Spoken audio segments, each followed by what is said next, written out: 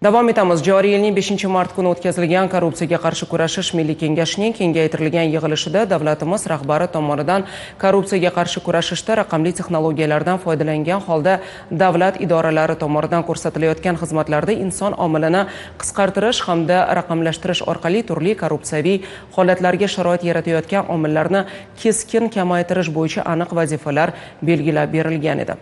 Mazkur topshiriqlar ijrosini ta'minlash maqsadida korrupsiyaga qarshi kurashish agentligi tomonidan qator tashkilotlar bilan hamkorlikda anti-korrupsiya hakaton 2025 tanlovi o'tkazildi. Hozir shu haqda.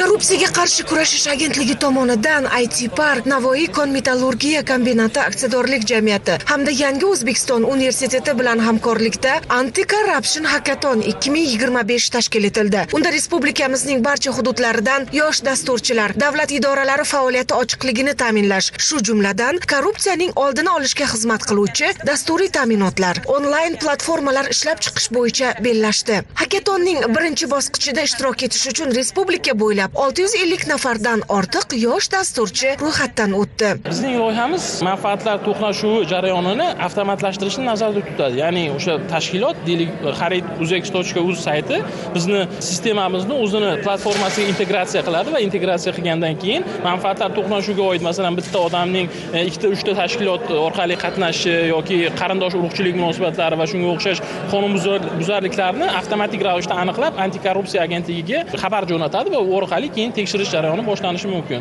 O'sha qonunbuzarlikning asosiy vazifasi shu.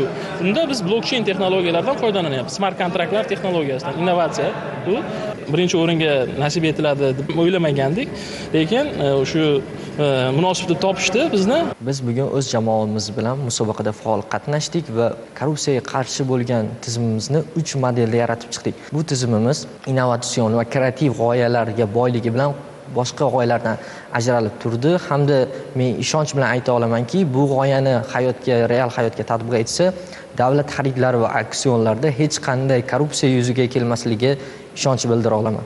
Bunday musobaqalar bizda yoshlarga o'zlarini shaxsiy rivojlanishiga hamda o'qishlarini muvaffaqiyatga erishishlarida katta ahamiyat kasb etadi deb o'ylayman. 3 kun mobaynida ishtirokchilar 3 kishilik jamoa tarkibida o'zaro bellashdi va final bosqichida jamoalarning loyihalari yuzasidan taqdimot va dasturiy mahsulotlari baholandi. Tanlov yakuniga ko'ra g'olib jamoa joriy yilning sentyabr oyida Gonkongda bo'lib o'tadigan Osiyo yoshlar korrupsiyaga qarshi kurashish hakatonida O'zbekiston nomidan ishtirok etish imkoniyatini qo'lga kiritdi.